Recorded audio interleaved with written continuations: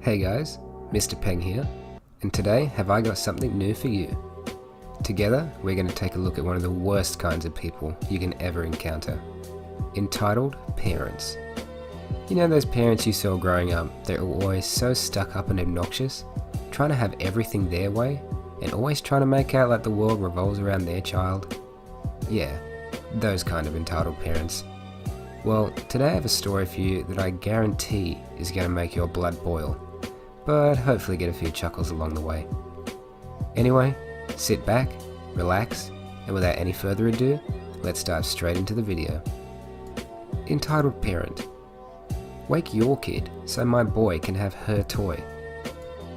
I'm a 21-year-old female babysitter, and I have this girl, let's call her Mia, whom I watch at least once a week, plus whenever the parents ask me to help out. Mia is 8 now, and I started babysitting her when she was 4 months. Yes, I was 14 at the time. The family is great, and Mia is a really easy kid. We're like sisters. I never rose my rate, so keep in mind that I've been working for €1.5, about $1.70 per hour, for roughly 8 years, and could expect a €20, $24 gift card for both my birthday and Christmas. I'm a babysitter for fun, not for money, and I'm true to that. What I earn just about covers expenses. I have an actual job that's paying for my life after all. When Mia is with me for an entire Saturday, we go on day trips. She loves shopping and sightseeing, so I mostly take her around to bigger cities. This is where the story starts. We are on the bus on an hour drive to the next bigger city. Taking the car meant stress for me, as I don't like driving, and the train was more expensive. Though both would have been a 30-40 minute ride, Mia and I like to go by bus. This private bus company has perks. On this particular day, I paid €10 for a return ticket. Mia, being under 10 years old, went for free. Plus, they wait for you on the way back, but causing delays result in fees. Anyway, we were on the bus and, per usual, I brought my old Nintendo DSi for her to play with. I can do whatever, she plays happily, it's a win. Until this entitled mum and her 10-year-old boy come along. They take the seats right behind ours. No problem, right? Wrong. It doesn't take long for the boy to notice the console and the racing game Mia was somewhat fixed on. Boy to entitled mum. Mum, I want to play. Entitled mum. Well, go ahead. I thought he would get our attention and ask nicely. Nope. The boy jumps up from his seat and reaches over Mia's lean and tries to snatch the game from above. He gets hold of it for a moment, but the hand strap stops him.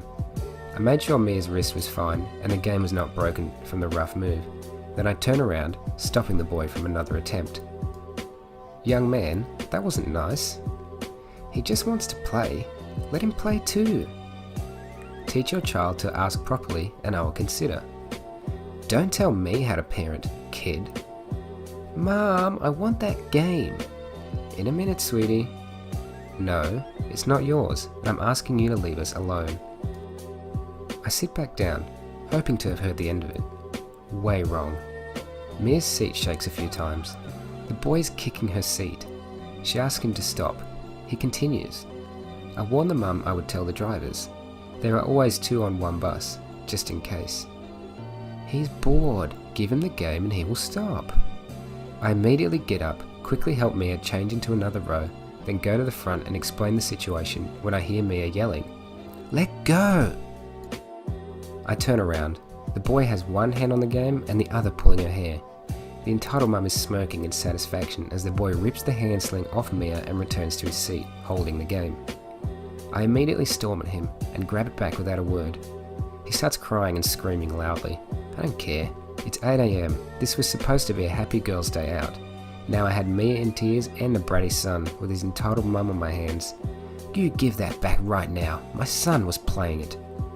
The bus driver comes to our rescue, practically pushed the woman and her son into the last row, asking us to take seats up front to separate us as far as possible. The entitled mum was advised to use some common sense that this was not her game and thus not hers to decide over. I didn't quite listen anymore, but heard something from the lines of, "My son only wanted to try the game. These girls were unfairly rude to him. I demand an apology." I hide my hand and give her the finger. Not that the entitled mum could see. Mia snickers. Whoops, my bad. Mia saw. Mia was already smiling and starting the game again. Fast forward to the end of a successful shopping spree. We were signed for the last bus back, 7 PM departure, and 10 minutes early. I let Mia choose her seats as per usual, pretty much up front. There were 2 other couples waiting already, and a third arriving with us. All seemed fine until the driver, I noticed it with the same drivers again, announced we couldn't leave. 2 people were missing, but they would call them to either hurry to the bus or decline their seats. It would just be a few more minutes. Or not. We had to wait for them. Company policy. 7:35 PM, my nightmare comes true. The entitled mum and son walk up to the bus, not hurrying at all, ice cream cones in hand. No messy food on the bus. They have to finish outside. Again, not hurrying in any way. 7:45 PM. Head count. We can finally drive back. Everyone on board is annoyed by the delay. The entitled mum and son probably took the seats in the other aisle, yet right behind us on purpose, but I wasn't going to say anything yet. Lesson learned, I hoped. Bus driver 2 is driving now. Driver 1 comes up to the mum. Ma'am, sorry to bother you, but you caused a 45-minute delay, and according to our terms and conditions, the company will fine you for that. Fine me? What, for a few minutes? No way. I was told there would be a ride home waiting for us, and that's it. I'm sorry, but you knew that beforehand. It's in our terms and conditions. No one told me that. You agreed to it, ma'am. The company will mail you everything. I need your ID, please. No. I'm afraid I will have to involve police then. He goes back to his seat. The boy shows up next to me. I want that game. I told you no this morning. It's still no. He pulls a sad face, but goes back to his mum. It's semi-dark outside. Mia is lying spread over her seat and next to my lap. Not that I cared.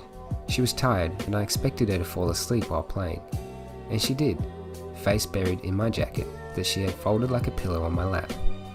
I turned the game off, but with the sling on Mia's wrist, I can't put it away.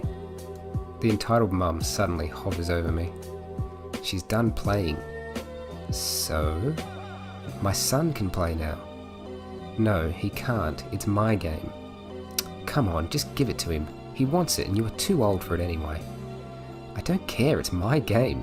I said no, so please leave me alone now. What gives you the right? She's practically yelling. I'm worried she might wake Mia and then I could end up with a cranky, tired child. I own it.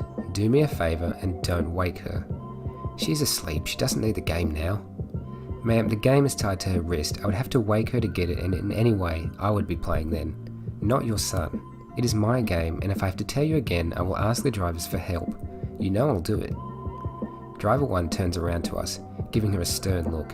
I figured he was listening. The entitled mum and son moved a few rows back.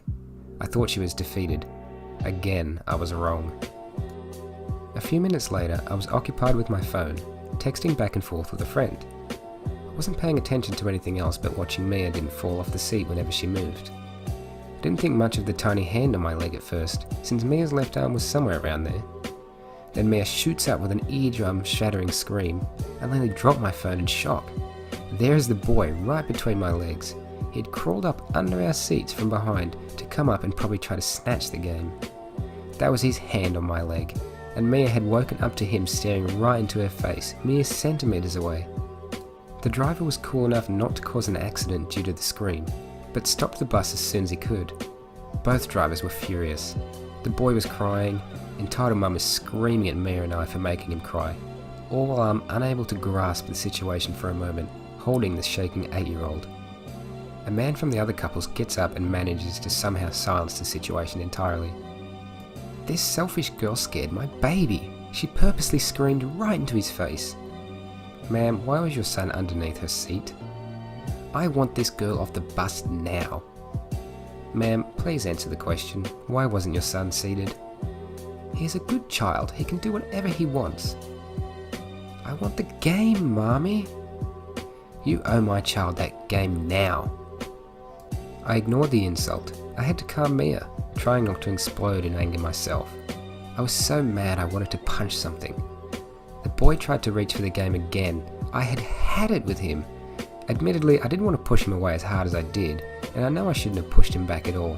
but since he only fell against his mother, I couldn't have cared less.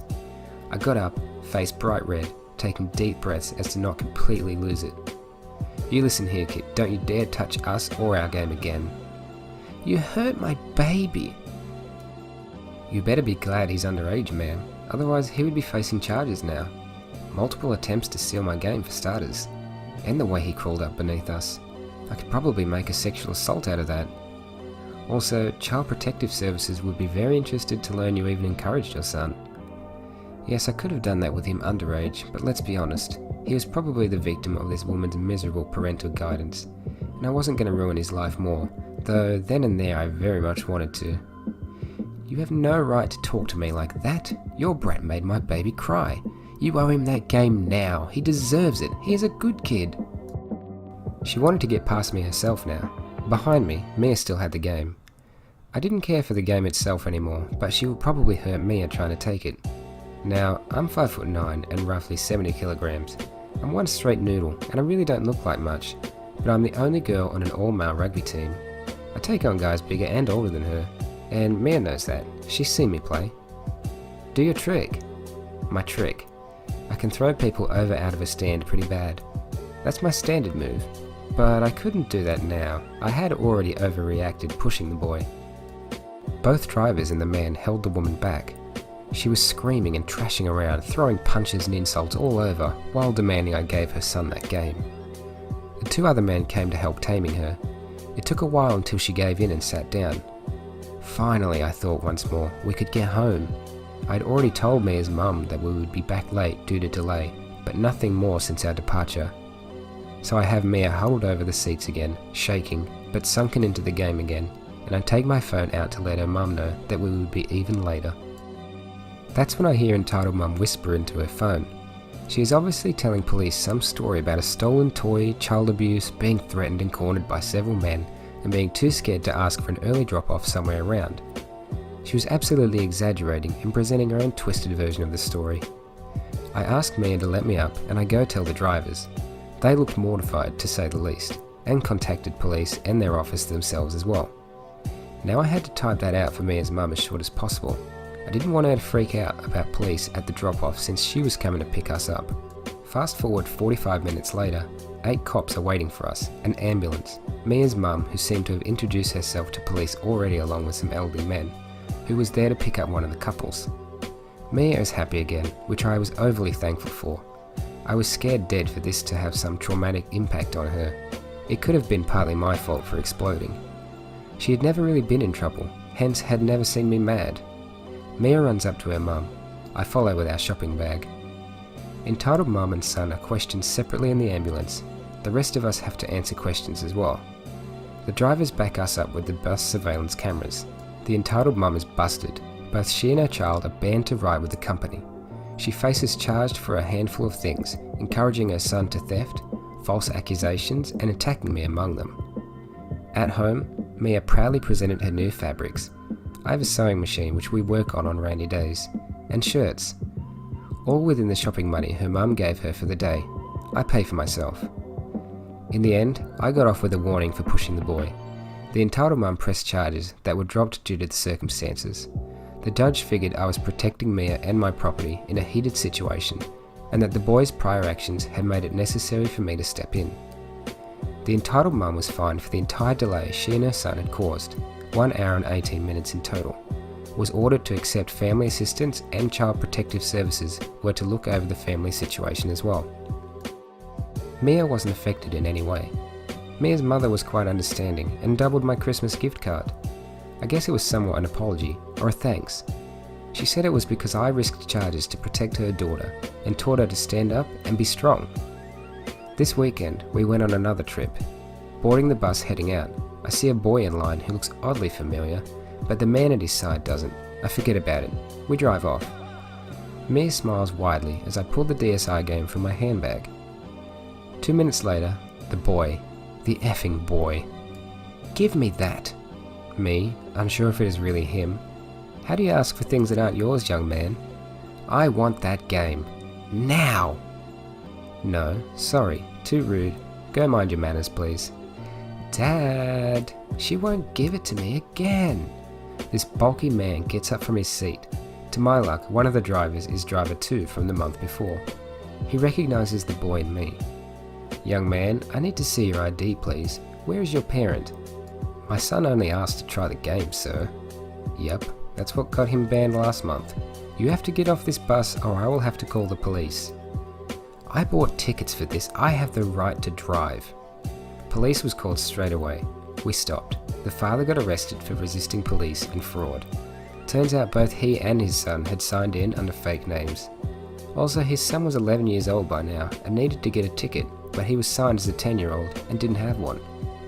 Driver 2 came to me to apologise and see how we were doing. I told him no apology was necessary. I wasn't sure about the boy myself. I thanked him for resolving the situation immediately. There were a few more kids on the bus this time, and Mia took over the last row with 3 other kids, sharing the game, taking turns. They had no trouble at all the entire ride through, and I exchanged contacts with their parents. We are going to meet up in a funhouse next week.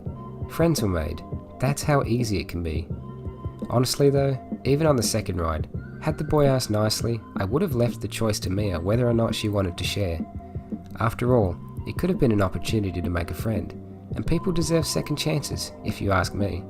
But no, they felt like he had the right to have my game because he simply wanted it. He was rude. The parents were worse. I have no bad feelings for getting them kicked off the bus. However, I feel bad for the boy. It wasn't exactly his fault if he didn't know better. And that's it for today's Entitled Parents story. Have you ever encountered rude parents like this? Let me know what you think in the comments below. Don't forget to like this video and subscribe to my channel. Anyway, thanks for watching and I'll see you in the next video.